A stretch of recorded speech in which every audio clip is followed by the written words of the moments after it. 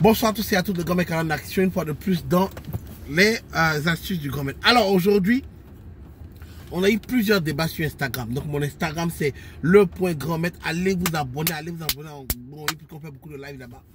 Donc cliquez sur la cloche, abonnez-vous. Je pense que ça montre des choses. On n'arrête pas de dire ça. Alors aujourd'hui, qu'est-ce qui s'est passé? Beaucoup de gens m'ont posé des questions sur comment une relation se comporte. Comment on arrive à une relation. Pourquoi, d'ailleurs même pourquoi les garçons se retrouvent avec, les garçons surtout se retrouvent avec plusieurs copines. Pourquoi? Moi je dis, mais le pourquoi n'est pas vraiment la question à poser. Je pense que c'est comment on arrive à ça en tant que garçon. Donc, écoutez très bien. Cette vidéo-là n'excuse pas le fait qu'un garçon ait plusieurs copines ou que beaucoup de filles se sont fait larguer parce que le gars est allé ailleurs, ou n'excuse pas le fait qu'un gars qui a une copine aille voir ailleurs. Encore une fois, j'explique. Ça n'excuse pas ça. Ça explique seulement comment le garçon se retrouve dans ce cheminement-là. Il faut d'abord comprendre comment un garçon fonctionne. Un garçon, il ne fonctionne pas comme une fille. Tu vois, les filles pensent qu'on doit fonctionner comme elles. Parce qu'elles sont comme ça. Pourquoi les garçons ne sont pas comme ça? Tu ne peux pas demander au lion, c'est-à-dire qu'une gazelle ne peut pas venir dire à un lion, pourquoi on ne mange pas les zèbres? Tu vois, c'est bon, au lieu de s'entretuer, nous là, c'est logique pour la gazelle. Le lion va lui dire, yo, les gazons là, on marche dessus, on pisse dessus, on chie dessus. Pourquoi tu ne veux pas chasser les animaux? Il y a beaucoup dans la forêt. On les tue puis on mange. D'ailleurs, même je ne mange pas tout seul. On peut partager. Les deux ne se comprennent pas parce qu'ils ont deux manières de vivre différentes. Ils ont deux choses. Ce qui rend leur vie essentielle est différent. On se nourrit de choses différentes. Alors, comme je vais expliquer que pour garçon, je vais vous expliquer. Un garçon ne fait rien qui n'est pas calculé. Tout est calculé. Tout est pensé. Il peut mal le penser. Il peut mal l'interpréter. Il peut même mal le calculer. Mais ce qui est sûr, il a calculé. Ok? Et si ça ne tombe pas exact, pour un garçon, attendre, ce n'est pas s'asseoir jusqu'à ce que ça arrive, mais attendre, c'est faire quelque chose d'autre en attendant que ça arrive. Dès l'instant où tu comprends ça, ou que tu mets ça dans ton système, on peut maintenant t'expliquer comment garçon se retrouve dedans. Alors, je vous explique. Aller chercher une copine ou une go, c'est comme aller chercher un travail. On va mettre ça comme ça pour que nous tous on puisse comprendre. C'est comme aller chercher un boulot. Alors le garçon, il a un boulot que lui veut vraiment faire. Qu'il aime vraiment. Il n'a peut-être pas le diplôme de ça. Ça veut dire qu'il y a une copine, une fille qu'il aime. Oh la go là, elle me plaît. Il dit, Dieu, s'il m'a donné la go là, c'est fini, je l'épouse, je suis marié. Mais la go peut-être au standing. Il lui-même, il ne croit pas qu'il puisse avoir. Tellement il aime la fille. C'est-à-dire que c'est un boulot. Il n'a peut-être pas le diplôme du boulot, mais il est sûr que la pratique, là, lui peut faire. Il n'a pas besoin de la théorie. Et en pratique, pendant qu'il est en train de parler à la go, il lui montre tout que je peux. Je peux faire le boulot. Regarde ce que je fais. Je peux faire ça, je sais faire ceci, je sais faire ça, je sais faire ça. Donc il est en train de démontrer au patron de l'entreprise qu'il peut le faire. Pendant ce temps, le patron, sachant qu'il n'a pas ce diplôme, ne croit pas peut-être qu'il peut le faire. Peut-être qu'il a embauché quelqu'un d'autre avant qu'il n'ait pas ce diplôme-là. Donc une fille qui est passée par quelqu'un d'autre qui n'a pas su gérer le truc, il ne veut pas prendre aussi des risques. Mais il se rend tellement bien compte que celui-là fait mieux le boulot que l'autre. C'est juste qu'il ne veut toujours pas prendre le risque, ou il veut prendre son temps. Ok. Pendant que le garçon se rend compte qu'on risque de ne pas le prendre là, il attend. Encore une fois, attendre pour nous, ce n'est pas rester là à ne rien faire et espérer que quelque chose arrive, mais attendre, c'est faire quelque chose d'autre en attendant. Ça veut dire que quoi? Il va aller appliquer pour d'autres boulots qu'il trouve grands. Il va avoir d'autres grands boulots. Directeur de ceci, il applique. Ah, directeur de cela, il a. Parce que c'est directeur, il veut. Quand il a appliqué pour ça, et que les gens sont en train de chercher dans leur tête, il peut avoir 3 go qu'il aurait vraiment voulu être avec. Peut-être qu'il y a une qui était là avant toi, qui voulait être avec toi, il te drague, mais l'autre, ne donnent pas encore d'avis parce que tout on le rappelle, on veut payer une interview, encore on dit bon, on n'est pas encore prêt, on va te rappeler encore. On le rappelle, on fait une interview, on dit non, on n'est pas encore prêt. À chaque fois que c'est ça, donc la go le fait poireauter. Elle pense qu'un garçon qu'il aime doit attendre des années. Ok. Lui, il a besoin de quoi? Il a besoin d'argent. Donc il veut être en relation, que ce soit pour coucher avec quelqu'un, ou bien pour être dans quelque chose, au moins, qui donne du sens. Parce que c'est toujours bizarre, quand tu es assis là le mardi, ou le mercredi, ou des jours où vraiment on n'est pas obligé de sortir, et puis tes amis te disent, yo, moi je suis avec ma copine, on regarde la télévision. Ah non, aujourd'hui, je vais avec, qu'on appelle ça, je vais avec mon copain, on va au cinéma. Ce genre de choses-là. Donc quand tu entends ça, tu as envie d'être en relation quelque part. Mais tu n'es pas encore en relation. Donc qu'est-ce qu'il fait? Il va chercher des petits boulots. C'est-à-dire qu'il va se contenter de quelque chose qui va lui donner quand même de l'argent. En attendant qu'il puisse peut-être avoir un grand boulot. Mais une ouverture s'ouvre pour lui. Ok. Alors qu'est-ce qu'il fait? Il va appliquer à McDonald's. Ou bien, il passe quelque part pour dire non, il y a le KFC qui embauche. Ils embauchent tout le temps. C'est-à-dire que c'est une go qui l'aime un peu, pour qui il s'appelle beaucoup plus facile. Tu comprends? Même si il ne veut peut-être pas vraiment rester avec elle, il va prendre ça, il peut se contenter de ça en attendant, parce que c'est un calcul. Il calcule. Encore une fois, je ne dis pas ce qu'il fait bien.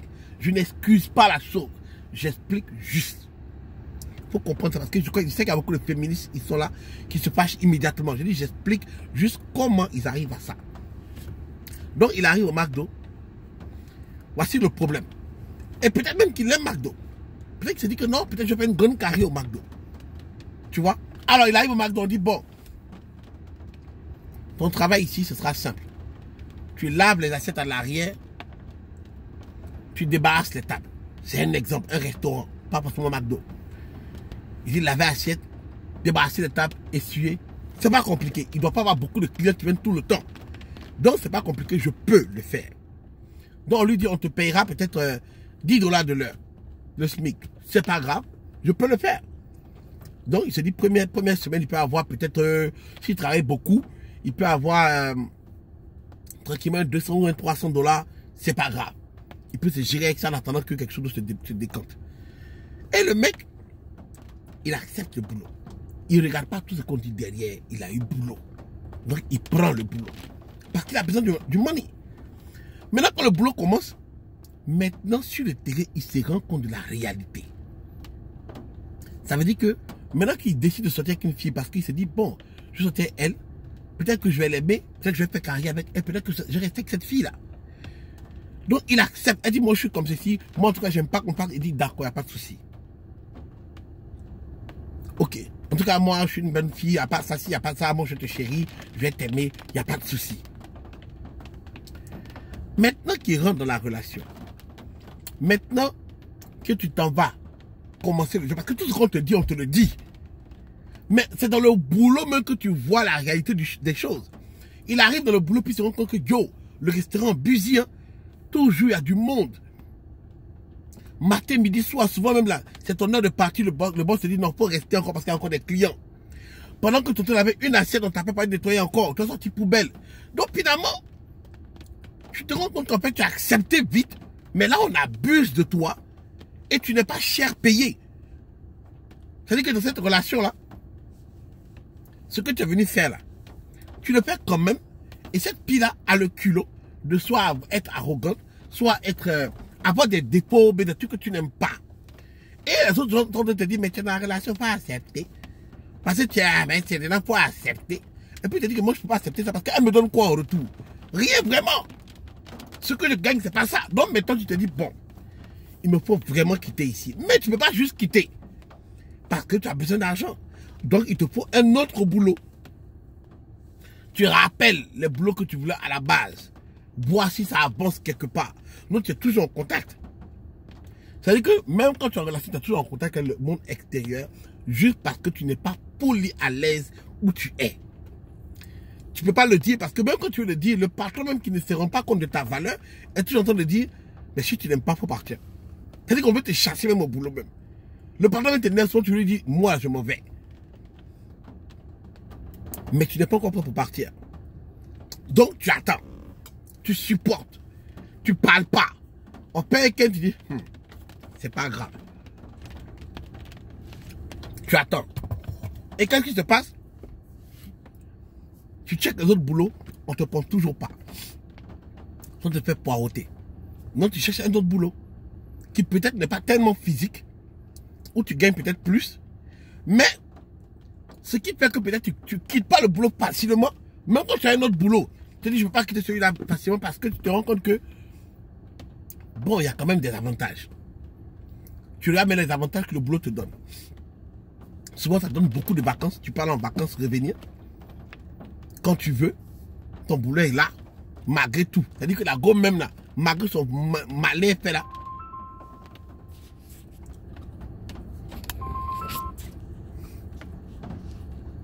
malgré le malin que la fille a fait, elle t'aime. Mais tu dis, mais tu m'aimes, reste tranquille. Non, ici, là, c'est comme ça qu'on fait les choses. C'est-à-dire qu'elle a un caractère peut-être qu'elle ne peut pas changer facilement. Donc tu sais très bien que tu seras obligé de partir. À un moment donné, tu seras obligé de partir.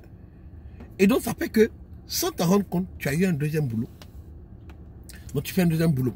Plus ce boulot le matin, tu as un boulot qui est beaucoup plus facile. Où tu fais peut-être sécurité. Genre, bon, c'est une boulot qui est fan de toi. Bon, tu es là, tu n'es pas vraiment fan d'elle. Tu es assis, tu fous rien. Et puis tu gagnes tout. Tu vois, c'est pas le boulot que tu veux. Donc tu comptes toujours sur le grand patron de l'autre côté pour t'appeler. Et puis bon, tu as un boulot à côté aussi. C'est là, tu veux quitter. Quand ça t'énerve, tu quittes. Et puis tu gardes ton boulot de sécurité, au moins tu as l'argent. Mais sinon, tu as deux sommes ou deux chèques qui arrivent ici et là. J'explique toujours que je ne suis pas en train de défendre, car c'est mauvais. Mais je dis que, étant donné que l'homme n'aime pas attendre, et que l'homme ne te dira pas non plus, ça vraiment je n'aime pas, parce que c'est pas dans notre nature. On a de nature à être posé, à te regarder, te dire, nous on n'aime pas ça. Et puis, si on voit que tu ne réagis pas bien, et que tu n'aimes pas qu'on te fasse des reproches, on se tait. Si tu trouves qu'on est un peu compliqué, on se taira. Regarde bien, le problème c'est que dans ta relation, il t'a peut-être dit une seule fois qu'il n'a pas aimé quelque chose. Après, il a adapté par rapport à toi. Mais qu'il adapte par rapport à toi, il adapte parce qu'il sait que tu aimes. Et après, il se dit, bon, bientôt je vais quitter là. Pour l'instant, j'adapte. Je ne dis pas qu'il n'y a pas des cons dans la ville. Il y a des gens qui ne viennent pas pour être bien dans une relation. C'est dès le départ. Tu vois, mais ce que j'essaie de dire, c'est que parmi ces cons, parce que nous aussi, on voit des filles stupides, non éduquées. Pareil comme il y a des cons, il y a des salauds, il y a des gens qui n'ont aucune éducation et tout. Parmi tout ça, on est dans le même truc. Hein. Les mêmes choses dont vous avez peur, les mêmes choses dont on a peur. Les mêmes problèmes que vous avez, les mêmes problèmes que nous on a. Sauf que nous, on ne chiale pas dehors, on n'explose pas à chaque bout de temps, on n'est pas tout en train de pleurer. Et qu'on sait que vers la fin, on aura choisi quelqu'un. Donc, je fais des calculs. Et quand tu tombes souvent sur quelque chose que tu dis que le boulot là est bien. Maintenant, tu gères en conséquence. Ça veut dire que quoi? Je suis en train de vous expliquer que les relations dans lesquelles on se met, on ne connaît tous pas où on s'en va. On pense qu'on le connaît parce qu'on le dit, mais la réalité de sur le terrain est différente. Est différente. Français. La réalité est différente. Souvent, quand on est dedans, sinon on se rend compte des défauts. Si on se rend compte des choses qu'on ne peut pas supporter à long terme, malgré l'amour, même si l'amour y est. Donc maintenant, on essaie de voir si on peut gérer d'ici et là. Et souvent, quand c'est compliqué, on décide, bon, c'est bon, on give up. On laisse tomber. Donc souvent, ne pensez pas que le gars, il savait ça au début, puis il a mis se mettre dedans juste pour t'avoir. Non, il s'en est rendu compte dans la relation. Que ça n'allait pas. Qu'il était abusé, il gagne pas beaucoup parce que les gens pensent que c'est le bas-ventre et le ventre. Ma chérie, aujourd'hui où on est assis actuellement, tous les gars préparent. On a découvert le secret de faire du riz. Depuis lors, on a commencé à préparer n'importe comment, c'est sur YouTube. Ce n'est plus une question de préparer. Ce n'est plus une question de coucher avec quelqu'un. Parce que coucher avec quelqu'un, on trouve ça à chaque coin de rue maintenant. C'est les petits boulots. C'est quoi tu apportes comme avantage qui fait qu'on ne peut pas quitter vraiment? Souvent, tu n'as peut-être pas le boulot qu'on voulait. Mais à cause des avantages que tu apportes et ce que tu fais dans la maison et qu'on voit que vraiment l'employé nous gère bien. Alors on a envie de rester. Si tu n'es pas tombé sur un salaud ou sur un con. Parce qu'il ne faut pas mélanger tout le monde non plus. C'est pareil. Souvent, les filles qu'on va voir là, on les traite bien. Et on n'était peut-être pas leur premier choix. Mais on a fait en sorte que maintenant elle est collée à nous. Comment nous on arrive à faire ça, toi tu n'arrives pas à le faire? Tu as un problème quelque part. Donc, c'est un peu ça. Comme je dis là, je ne cautionne pas. J'explique juste comment c'est. Faut pas que quelqu'un vienne dire que non, le grand maître est en train de dire que les garçons font ça et que tout le monde est en train de défendre les garçons. Non. On m'a demandé d'expliquer. J'explique juste comment ça arrive. Le reste, maintenant que tu as compris, c'est de jouer avec. Ça veut dire que dans ta relation, là, quand ça commence, c'est là qu'il faut vraiment commencer à te battre. C'est là qu'il faut vraiment lui montrer des avantages. C'est qu'il risque de perdre, qu'est-ce qu'il risque pas de perdre. En même temps, il ne faut pas être chiant. Il ne faut pas être chiant du tout. Il ne faut pas emmerder le monde. Il ne faut pas être toujours en train de coller au gars. Parce que souvent, c'est le suspense même qui fait qu'on reste. Quand on tombe sur des femmes qui s'en foutent là, où on n'est pas collé en train de regarder notre téléphone forcément là, c'est ça qui fait que tu dis waouh. Moi, ma femme n'est pas comme ça. On voit que ah, cet avantage, on ne l'avait pas ailleurs. Une fois qu'elle est en train de te coller pour savoir, tu fais quoi? Tu es où? Elle-même, elle est insécure. Elle n'a même pas la sécurité sur elle-même. Et elle peut le projeter sur nous. Il faut te calmer. Chaque fois que tu appelles ton gars, pour que ce soit la joie. Pas que tu sois toujours en train de faire des palabres. Pas que tu sois en train de te dire de faire quelque chose que tu ne refais toujours pas. Car un couple, c'est une équipe. Donc, si tu n'es pas prêt à te mettre en équipe et que tu adores ta liberté, ça va te ressentir dans le couple. Et si c'est parce qu'il est venu chercher, ben, il va partir. Et ça va se ressentir. Tout ce que tu n'aimes pas, c'est pour ça qu'on dit, pour apprendre à travailler sur toi.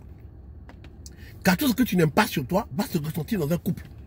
Si tu trouves que tu es grosse, que tu t'aimes pas en tant que grosse, c'est pas un gars qui va venir te faire sentir bien.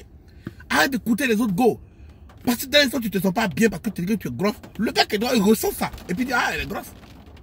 Ce qui est vrai parce que toi, tu te sens déjà pas bien.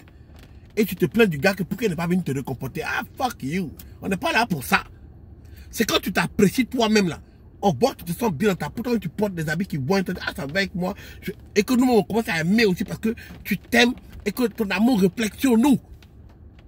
Car, quand tu vois les femmes parler de six-pack là, nous, on a gros ventre. Tu nous as vu forcément avoir six-pack pour à cause d'ego? Non. Pourtant, on a des copines.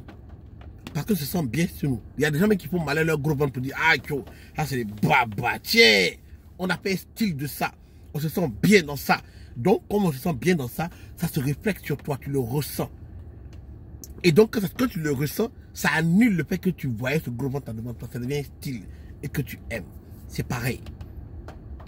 On ne vient pas chez toi pour nous dire, ah, regarde comment ton ventre est gros, va faire la gym. On le savait avant toi, ma petite. On s'aime.